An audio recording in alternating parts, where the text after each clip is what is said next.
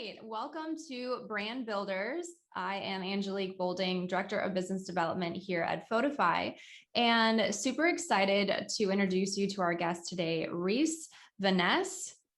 Is that correct? Am I saying that correctly? Okay, perfect. Perfect. Thank you.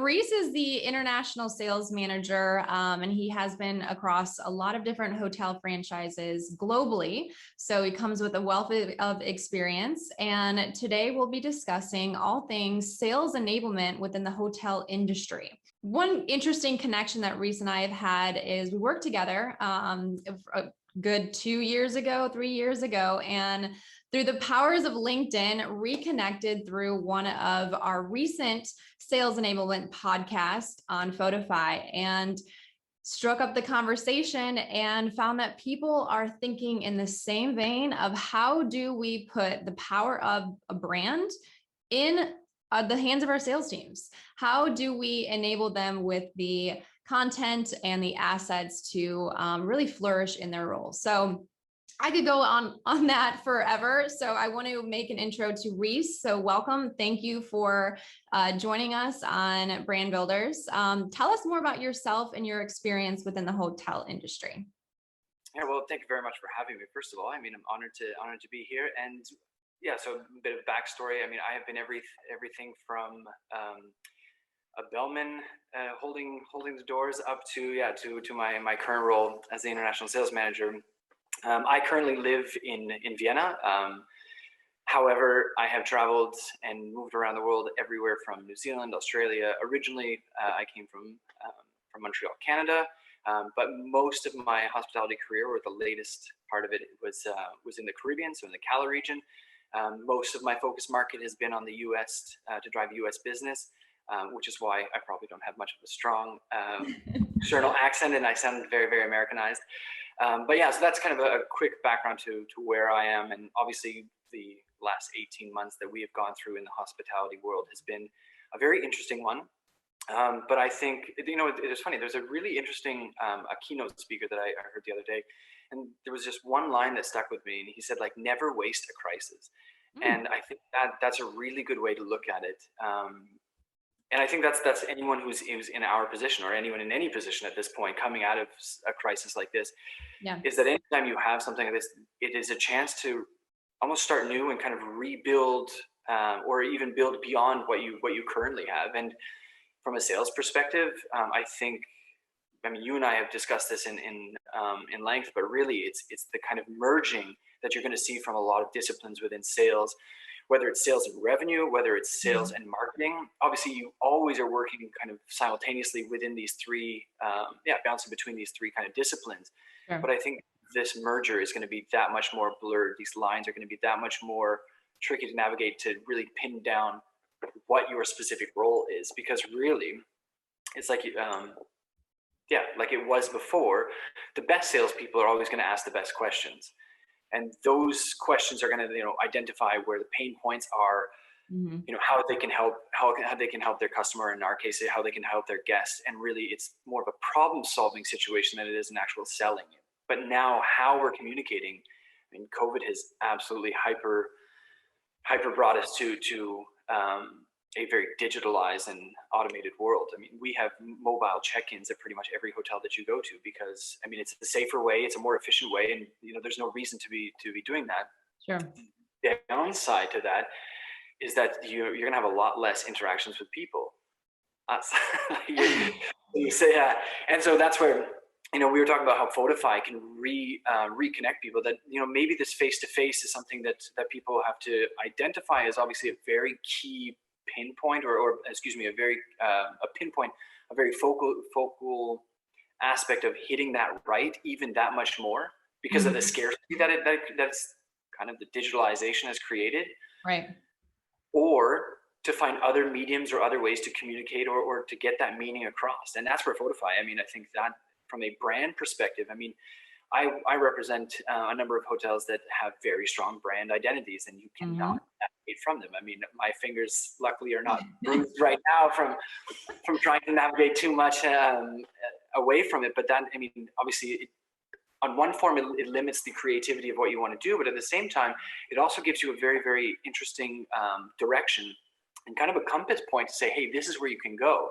Right. And that's where the creativity aspect of it is, how can I navigate within these parameters to still make a very meaningful, communicative presence with the clients.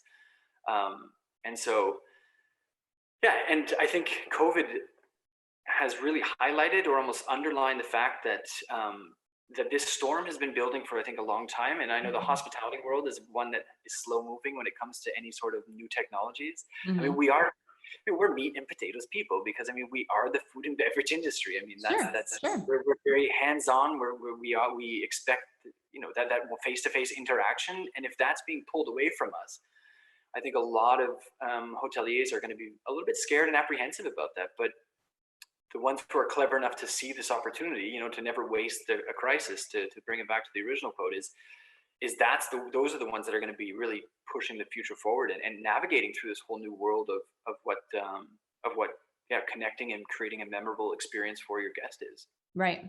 Well, and I love that quote, never waste a crisis. That's a big one I'm going to take out of this. And, you know, you mentioned a lot of the digitization of the pivots that you guys have had to take during 2020 and all things COVID. What are some other examples of things that you've implemented that you found success in, and how did that relate to your sales teams? Yeah, so one of the big ones, I think, is I mean, you see it in the retail business that Amazon is the big aggregator, right? There is no other retail space other than Amazon. Now, in the hotel world, Booking.com has become very big. I mean, Expedia is extremely big. And then when it comes to the MICE business, so meeting incentives, conferences, and events, there's something called Cvent, and they're kind of they're the big player within that realm. In a lot of conversations that I've had with my clients on virtual sales calls, because we can't visit anyone or we couldn't visit anyone, I've got a lot of feedback that people are creating their own platforms. So basically their own sourcing platforms with their parameters of what they're looking for when they're sourcing. And I think that is a very interesting aspect to look at, that you know, this pivot that you were asking about, is if you can adjust your placement of value in these platforms, and you're able to highlight why someone would choose you over another hotel instead of just convincing them face to face. And so understanding those algorithms of how it's being selected, how it's kind of being this kind of jockeying of positions of hotels that it's going to create, right? Positioning yourself properly on any platform is going to be a huge advantage. And that's where we're personally on our team, that's where we focused, is how can we put ourselves in the best limelight and obviously align our goals with the needs of our clients through, I mean, whether it's virtual fly-throughs, or whether it's a lot of better pictures. I mean, you and I have done a lot of videos and a lot of photos in the past, but one of the things that I think is going to be the future is not just having good photos, but it's also to be able to create that experience in somewhat of almost like a movie trailer, but even shortened. I mean, think of the trends that the world is moving to with social media, specifically TikTok. I mean, you have really 8 seconds. I mean, if you think about a traveling salesman traditionally would have an hour. You know, they go to the office, they sit down, they have their presentation, they talk about it, or I don't know, out of a briefcase that they open up and they pull out whatever it is. I mean, that's clearly that doesn't exist anymore. And even what we've seen in the hospitality world, a lot of our forums, you would go there and you were given 12 minutes. You know, you sit there, it's almost like a speed dating kind of type of a situation. Your client sits in front of you, you have 12 minutes to sell them.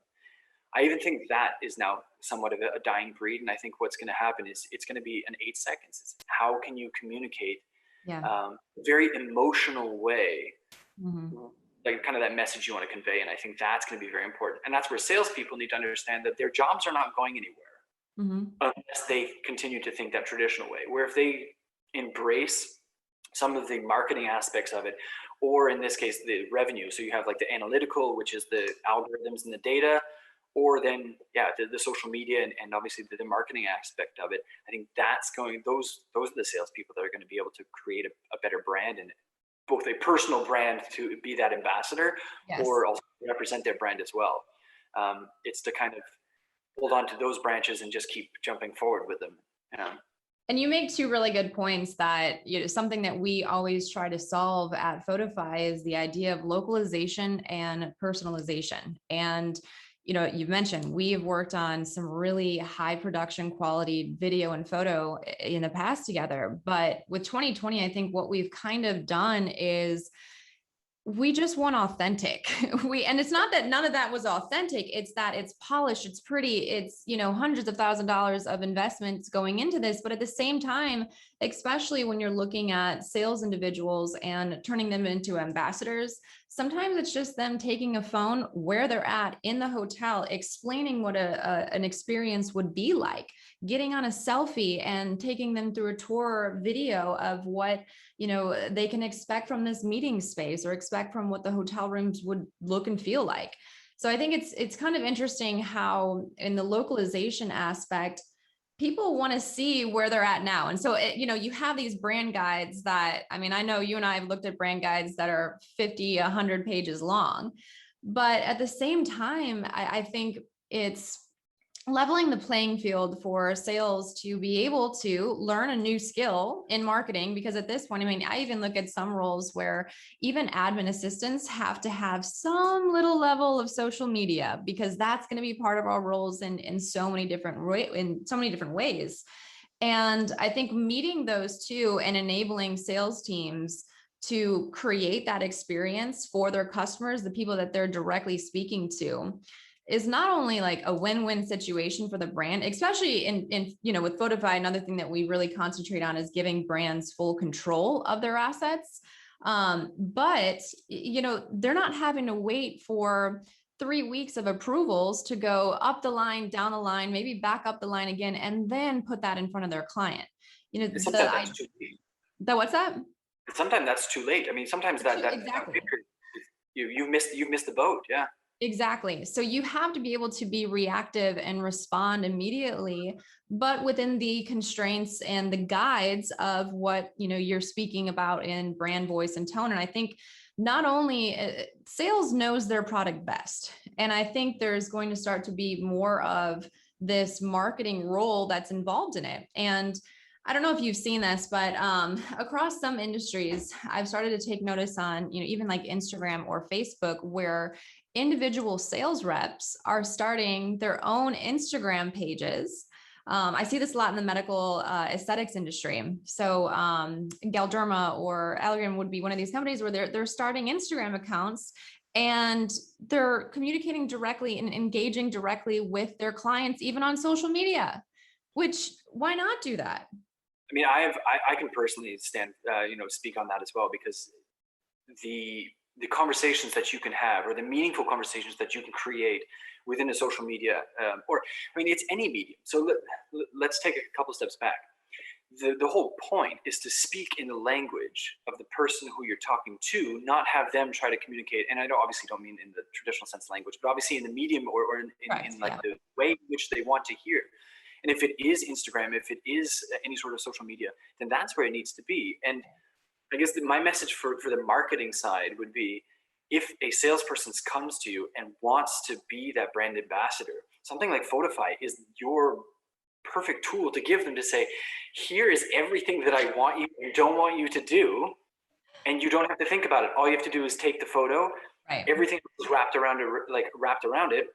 We can have, if it may still be a little bit of an approval stage, but it's not going to be the exclusive one. Right. And I think even one step beyond that, even better, would be that you could even have these preset brand template, I guess would be the best word for it. But if you have these templates, you could also even pass it over to your guests, because your guests are going to be a better ambassador than even your salespeople are. Your salespeople are going to polish it. They're not going to be a marketing polish, right? Sure. But they're still going to polish it enough that they're sending a very specific message. But if you can get your brand voice to be your happiest customers, there's nothing better. Like, that is the ideal. And if you can then somehow shape that in the shades and tones and volume in which comes directly from the marketing and brand aspect of it, that's a perfect merger.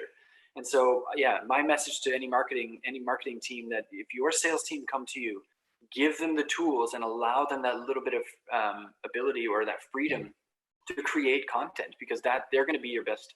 Yeah, they are your best asset. They are your mouth and feet to get that message out there. So they are your best asset. And I mean, I cannot echo that enough, because your salespeople know the customer best, hands down. You got to meet people where they're at. And I say that across customer service too, because I see how it gets frustrating. You want to track and funnel everybody into one customer service portal. But if somebody comes to you with questions through Instagram Messenger, Facebook Messenger, whatever messenger, they're expecting a response there. And so if you miss the opportunity to, communicate with them in any of those channels, you could miss a big opportunity. That could be a sale of, whatever type. But the other thing that you mentioned that I thought was interesting is, when salespeople come to their brands, and it's a big conversation that we're even trying to break down, is the stigma that a lot of companies still have when it comes to giving brand control to field teams. Yeah, and you know what? I get it from a commercial, I was a creative director for so long, and it's like, if I hand this over, it's a template. They can mess it. But then it's like, okay, they took their spin on it. But that's, with Photofy, I mean, why I love our product so much, and not to plug and whatever, but between the vetting process that the brands get, you can monitor and see in real time what people are creating.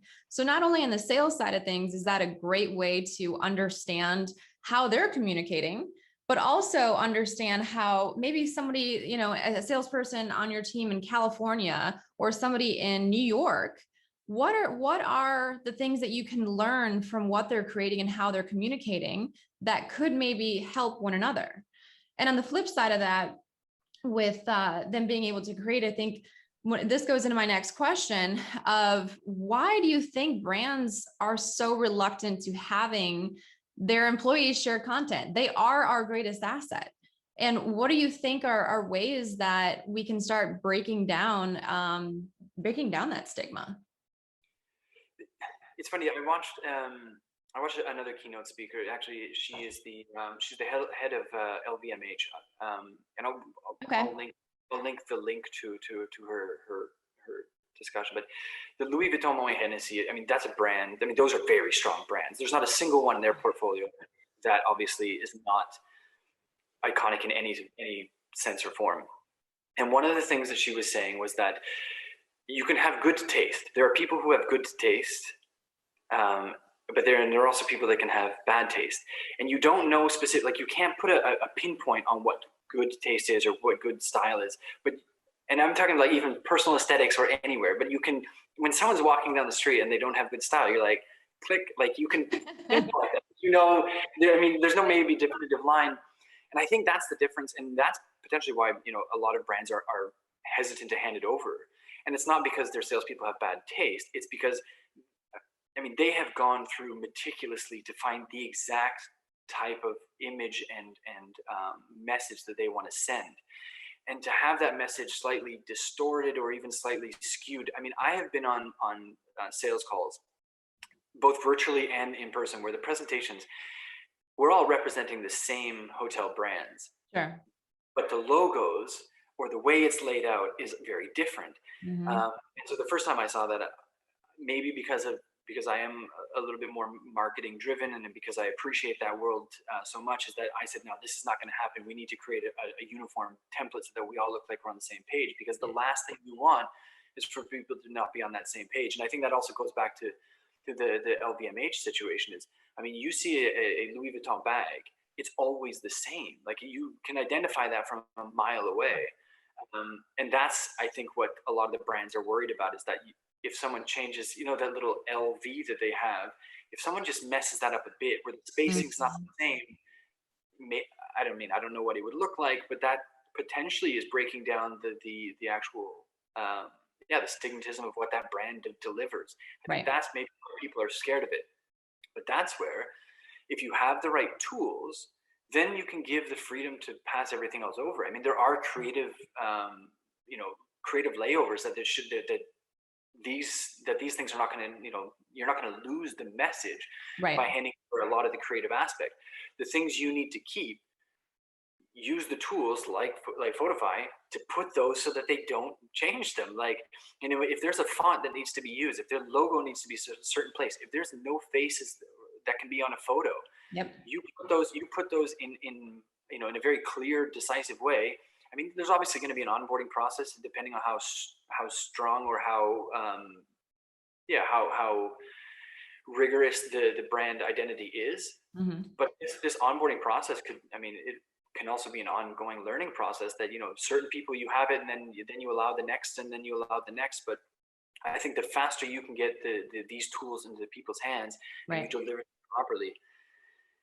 Yeah, so to answer the question, that's why I think people are hesitant, but I think that this is the time to not be hesitant. I mean, this is a brave new world that we're facing. And I mean, we have seen a lot of things that people would absolutely pull their hair out about if you had said it a year ago.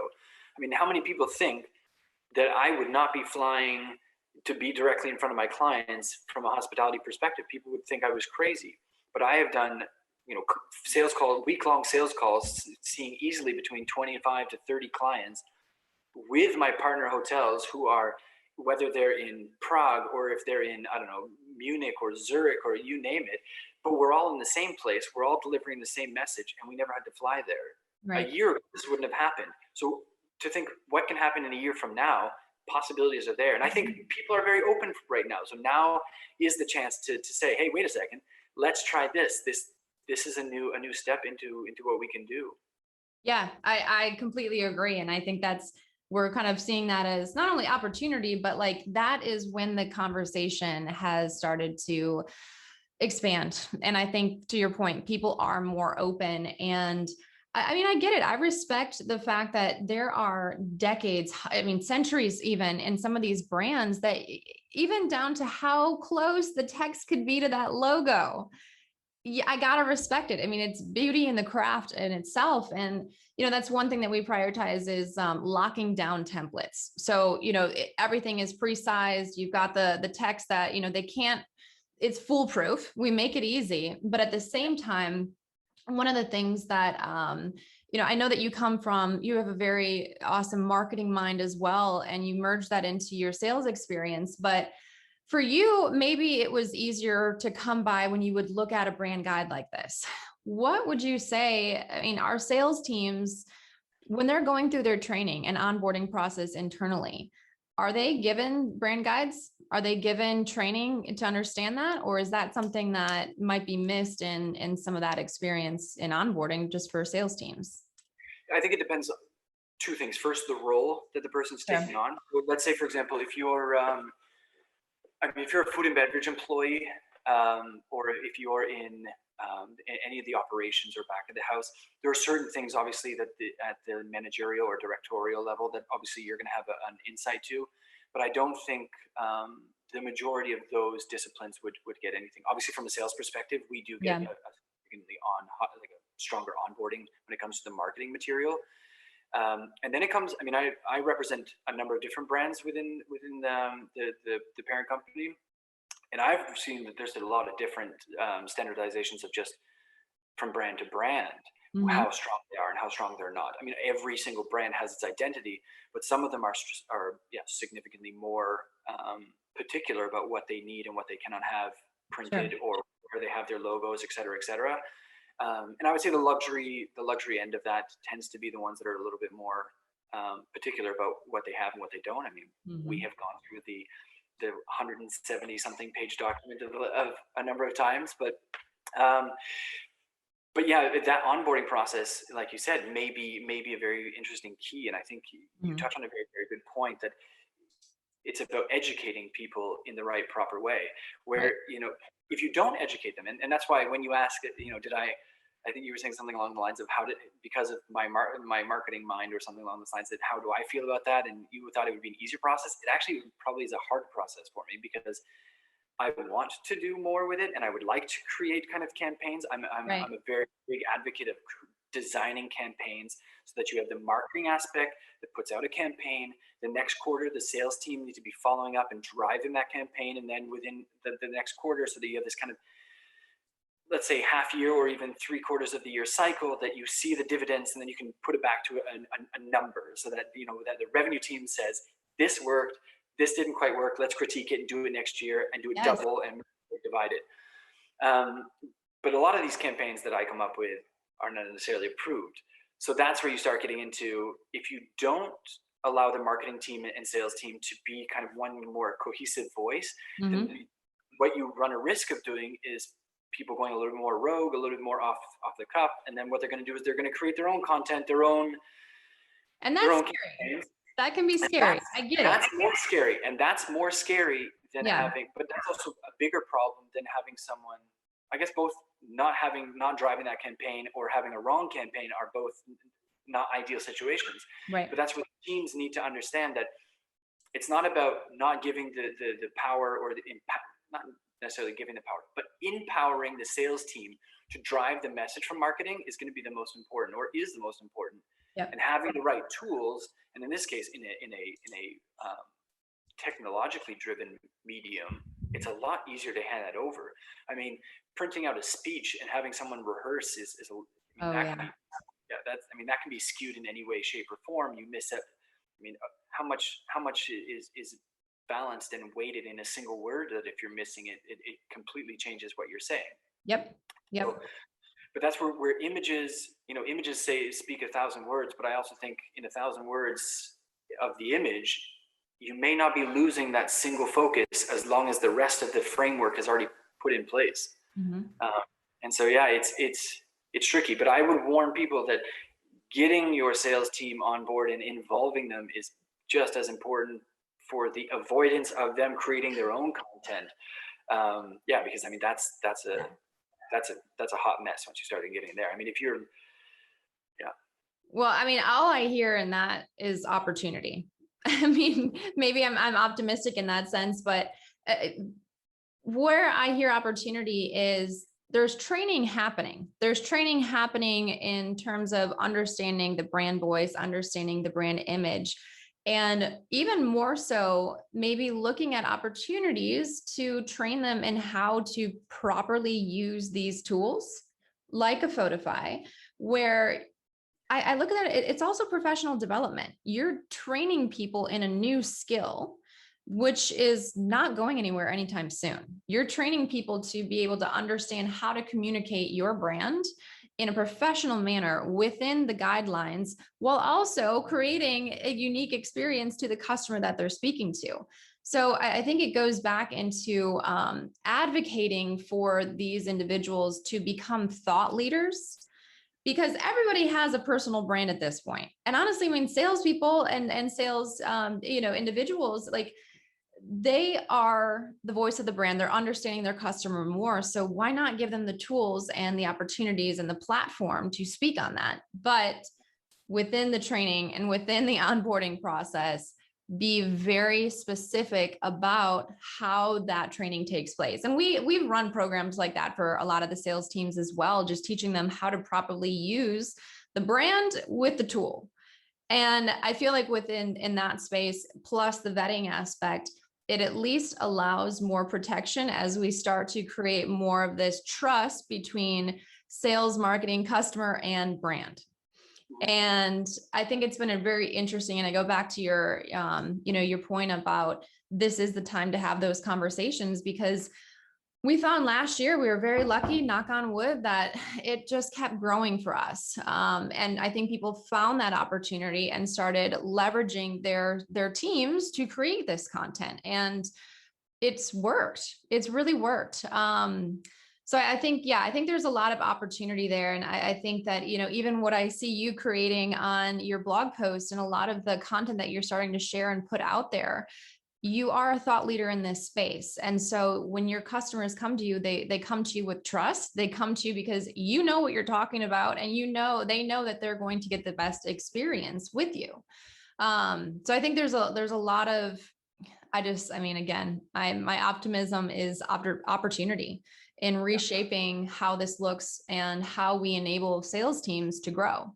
One other point that I want to bring up, I know we're coming up in about 30 minutes here, and I could talk to you for hours, Reece. I mean, it was great catching up with you as well, but We lightly touched on the idea of, obviously we're all in the sales enablement process and talking about that, but you mentioned customers, and not customers, your guests creating content and sharing what they think. Because if you imagine, I mean, that's like media value times 10 when they're sharing branded content to their personal channels and talking about, hopefully the best experience they've had in this hotel, or, within one of the activities. I mean, that is such a win when you can capture that and use it. And I guess, to that point really quickly, like, what is the value of something like that to your brands, and how have you utilized that in the growth of how you sell?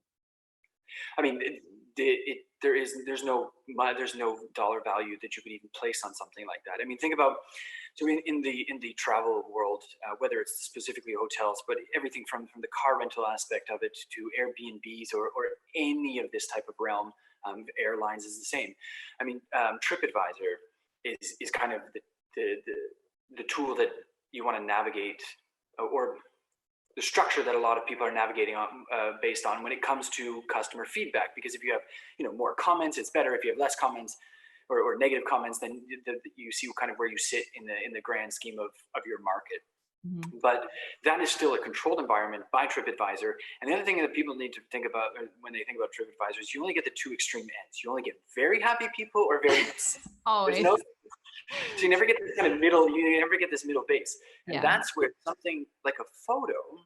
I mean, you have to be very happy to go back and write some sort of blog or some sort of reflection on what your stay was, or you have to be very upset to go back and write a comment. And but with smartphones, I mean, and we walk around with phones and with cameras in our hand basically 24 hours a day. Right. So many people are taking photos. I mean, I've seen, I can't even, beyond a number that I could even count, of people standing in front of our logos taking their photo because they're proud to be walking through the doors of our hotels. You got it. And those photos, what they do is they just send to their friends on whether it's WhatsApp or Facebook or something like that. But I want to take those and create campaigns around them. I mean, that is exactly what you want, because that's not you. It's not a forced situation. These people are genuinely experiencing exactly what you want, conveying what you want, and they're proud to even and do that. I mean, there are the ultimate goal, I think, for any brand would be something similar to what Harley Davidson have created. There are people who get tattooed Harley Davidson. Oh my gosh! Yes. I mean, when you think about it, there's nothing more. And some of these people don't even ride motorbikes, but they still get the Harley Davidson tattoo. So, I mean, I think that's obviously walking. You won when people are willing to tattoo, their brand on or your brand on their arm. Right. But in kind of a more reasonable sense, I think that's the same type of branding. I mean, in our spectrum, we also have a number of branded residences in a lot of our luxury products, and it's not just the brands that I represent. A lot of the hotels have, they are the residents at whatever the brand is. I mean, exactly. People want to identify with specifically that. I mean, whether it's tattooed on your arm or it's plastered all over your home. I mean, it's not because it's done tastefully, but people still know exactly where you're going. Mm-hmm. And so why not have that same branding, that same image, that same connection on social media? Yep. And on some sort of a medium that you can not only utilize, but then you can then take and then feed it out to the world, that you're not even generating more talk about it, or you're not generating more kind of that snowball effect. It does it by itself. And that's, you said it best, there is no higher value than that. I mean, that's the ideal world. Yeah. Then I would make myself obsolete by doing it, because you wouldn't need a salesperson. But at the same time, we're always going to need salespeople. We will always need salespeople. They're not going anywhere. People buy people. Yeah. Well, yeah, no, that's absolutely true. That's absolutely true. I firmly believe that. And, we're just shifting the way that we're giving them more tools and shifting the way that they may work. And one last point I'll make on that from my work in creative strategy with, creating campaigns is, like, imagine the amount of data and information that you get when you can see how both your customers and your salespeople are communicating through creative content. I mean, that's, you hit the nail on the head. You're going to inform every decision. You're going to create campaigns that are geared towards the people that you are trying to touch. And you know it's a successful campaign before you even put it out there, because it's already been done. You don't have to think about it. You don't have to sit down and have meetings about it and say, are they going to like this? No, it's already there. Like, and then I mean, if you want to control it or you wanted to kind of steer it in a certain direction, that's where the tools that you've created are going to deliver that. So yeah, it's informing all the most important decisions about how you communicate to your people. Yeah. Exactly. Mic drop. Done. Nothing said. Boom. But no, Reece, what are some good ways that people can stay in touch with you and find your blogs and some of your work in that space? Although, so strangely enough, I am very hard to find on social media. I don't have a Instagram account yet. That will change very soon, because I know it's moving into the world of what we're moving into. I do have to do it. But the best way to, any of my articles typically are placed on LinkedIn, is probably the easiest way to find me. Also, it's if there's any shifts in my career path, it's always the best place to know where I'm going. But if not, I don't have, like I said, I don't have a Twitter account. And the reason I don't have social media, for any people who are gasping at the reason why it's because, I mean, really the amount of social media that I have to filter through and that I am going through on my free, it's my time to kind of. I respect that. I respect that, but I'll be looking out for that Instagram sales page. Yeah, I mean, let's face it. It's exactly like you said. I mean, I need to put my money where my mouth is, and I mean, I need to start creating that content driven by a brand that I represent, and I represent those brands moving forward. And the best medium is going to be places like Instagram. So you will see me very, very soon. So love it. All right. Well, I'll keep in touch on LinkedIn, and I'm sure if there's, any way that we can support you, always happy to have conversations, and appreciate you taking some time out to chat with us from all the way in Vienna and here in North Carolina. Very much appreciated. So we'll chat soon, Reece. And just stay tuned for more brand builders. Well, thank you, Angel. I mean, it's always extremely fun. You're a firecracker to speak with. And stay healthy, happy, and most important, stay focused. I mean, now is the time. All the things. Yeah. All right. Appreciate it, Reece. Thank you. Take care.